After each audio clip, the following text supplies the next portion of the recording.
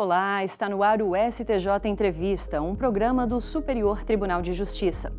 Aqui recebemos especialistas e autoridades para debater assuntos relevantes nos campos jurídico e acadêmico, bem como no cotidiano da população.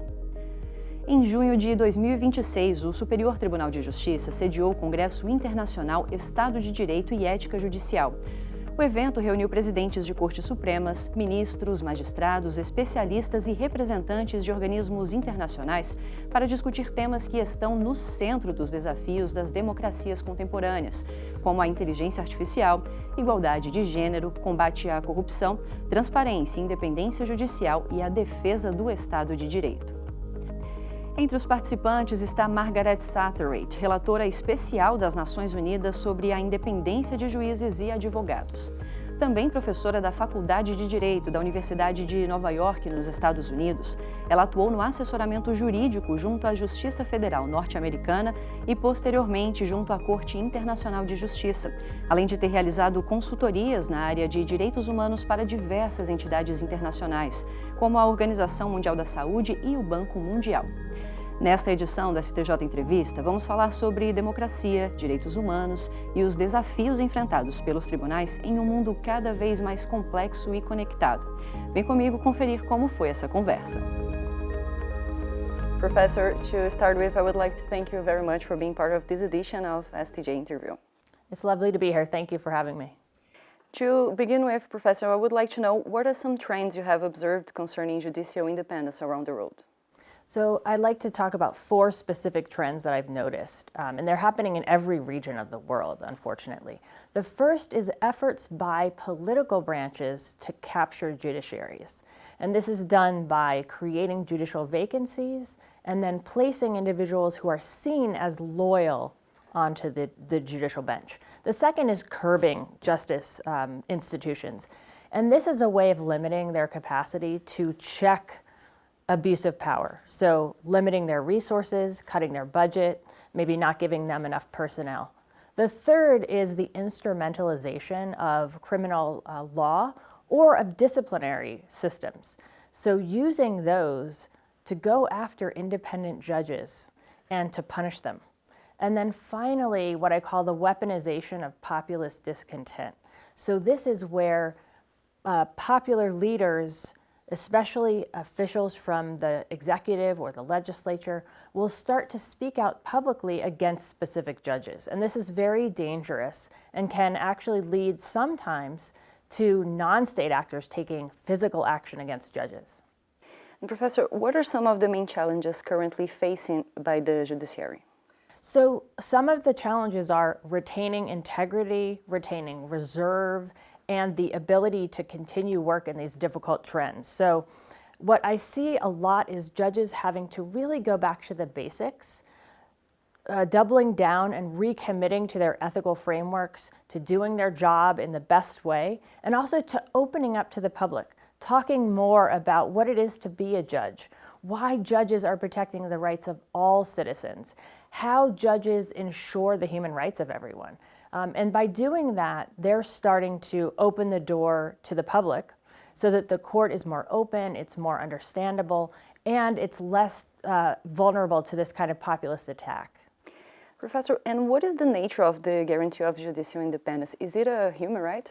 So yes, it is a human right. It's embedded in the right to a fair trial. It's also embedded in the right to a remedy, the right to equality before the law. And why is it a right, a human right? Because it's for everyone. So a lot of times we think judicial independence is about judges. It's about their ability to do their work. That's true, but judicial work and judicial independence, the ability to do the work fairly, properly, and without pressure, is for everyone. And that means, in particular, those who are most marginalized or most vulnerable especially need to recognize that this is part of their human right to have access to independent and impartial judges. Perfect. And why is there an emphasis on judicial ethics alongside judicial independence? How are these two concepts related? So I love the idea of discussing these together. And that's because in order to be truly independent, judges need to have ethics and they need to have integrity. And that's because they will be able then to resist undue pressure, maybe by political actors, maybe in some places by financially powerful actors, by anyone who is not appropriately coming before them. And this ethical integrity, this ability to really have a strong spine and to say no to these different forms of influence is so essential to making sure that judges are acting independently. They're independent of bias, they're independent of this kind of political influence, and they are able to do their work looking at the law, looking at the facts, and applying it to whatever case comes before them fairly. And several countries have seen tensions between the branches of government and also regarding the role of courts. How do you interpret this, Professor? So there's always a debate in any democracy, especially around what is the role of the judiciary, what's the role of the legislature, the role of the executive. I think it's very fair and actually healthy for this kind of debate to happen. But it sometimes veers off into attacks on the judiciary in particular. Sometimes there's discourses around the judiciary not being democratically legitimate because it's not elected. And I think when that happens, it's important to talk about why and how judges are selected. They're selected on the basis of merit. They're selected because they have integrity and ethics. They're selected because they have special training. And all of those things are items that we can all understand if they're broken down in regular language. And they're ways that I think the judiciary can start to be understood by regular people. And that allows the citizenry to understand the limits of this kind of debate, that it's healthy to have the debate and the discussion, but it's not healthy to turn it into attack. Professor, and in this context, is there a risk that misinformation could compromise society's ability to distinguish between legitimate judicial decisions and political narratives? Absolutely, that risk is, I think, very high, unfortunately. And this is where having discussions like the ones we're having right now are so important. Misinformation is something that citizens have to have, they have an obligation to look for it, to be able to discern it when it comes into their phone, when it's sent to them by their friends, when they're looking at TikTok. And they need to be able to discern that that kind of misinformation is actually an attempt to influence them.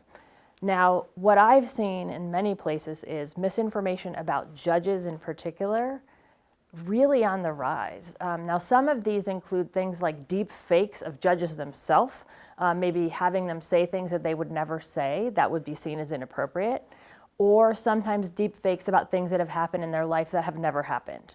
And that's a really dangerous trend.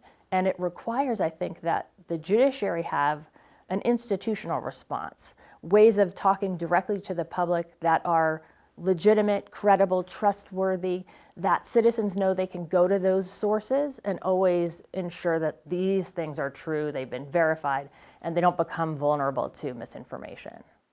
Professor Margaret, it's undeniable that the use of artificial intelligence in court has been expanded worldwide, right?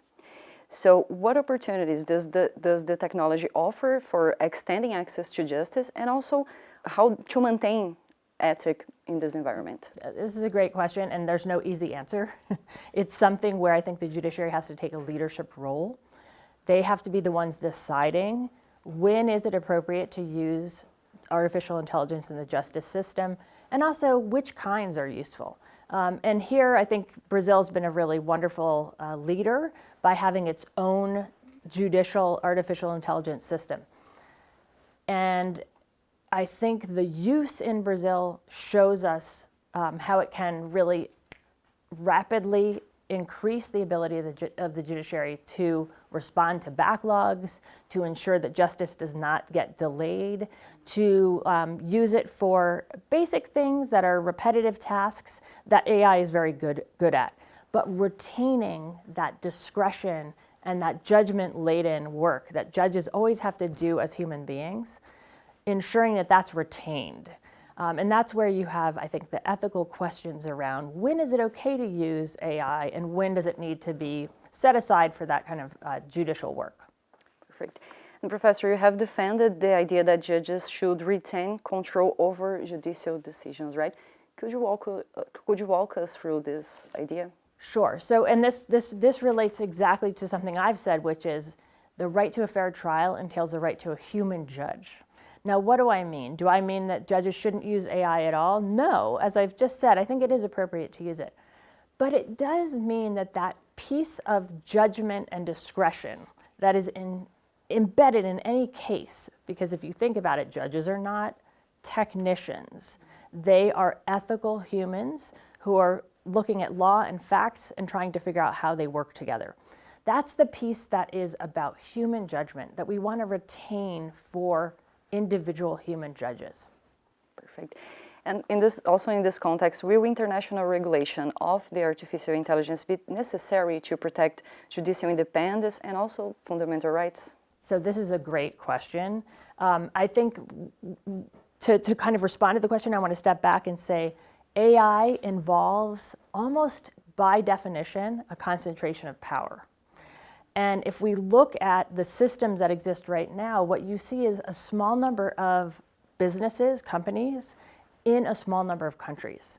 And they have this ability to use the giant amount of compute, of electricity, of water, all the things we know that go into AI. And what is important then is to ask, what are the systems of regulation and of governance? Governance might be the best word to use here, that are influencing those private actors when we invite them into our public activities like judging, like the administration of justice and the work of courts. I think it will become more and more important that we articulate at the global level what are those limits, what are the ethical requirements for AI companies, and how are we going to protect issues like human judgment, like the ability to ensure non-discrimination, to ensure access to justice for all. Those things have to be put front and center. Otherwise, I fear that we are going to have a bit of a privatization of this kind of work, and we will not be in control of it in a way that we have to be. And what can countries do to strengthen their judicial institutions in face of the political economy and also social pressure in increasing digital and polarization environments? So countries, I think, in particular, have to double down on their commitment to independent judiciaries. And that means really looking at ensuring that judiciaries have the funding that they need, that they have autonomy over their budgets, that they have autonomy and ability to hire the staff that they need, the resources they need, that they are free of undue influence from political actors, from economic actors, and also from what I might call epistemic actors. And this is where I think issues around if judges are going to be using AI, to know what's in it and to make sure that they can discern what the embedded assumptions are. And so states can really be looking at very systematically, does the judiciary have all of these things that it needs to continue to act with integrity and to continue to act independently into the future with all of these challenges that the judiciary faces? And is there any positive examples you have observed in judicial systems around the world that could be an example? So I have already talked about Brazil as an example on the use of AI, the ethical and careful use of AI. I would also mention that there are lots of countries right now that are looking at judicial ethics in relation to judicial independence. And here, again, I'm going to note this Congress that has been happening for the last few days that brought together judges from around the world and was hosted here in Brazil. I think that's a real good practice, providing judges spaces where they can talk to each other. I think often you imagine Supreme Court judges or judges of constitutional courts speaking only to each other.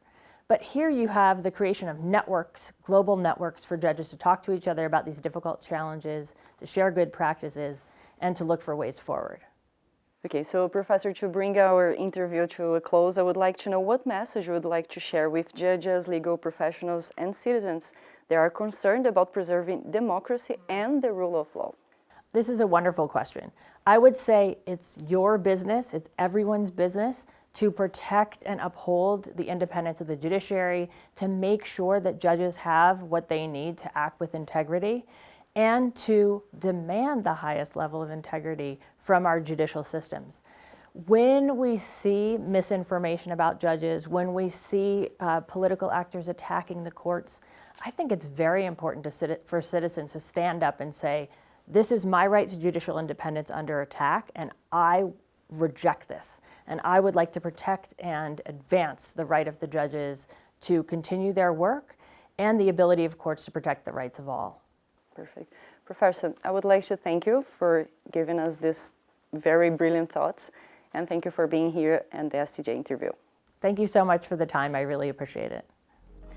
E esse foi o STJ Entrevista. Muito obrigado pela sua audiência. E eu aproveito para te convidar para conhecer o canal do STJ no YouTube, onde você encontra este e muitos outros conteúdos relevantes. Até a próxima. Tchau!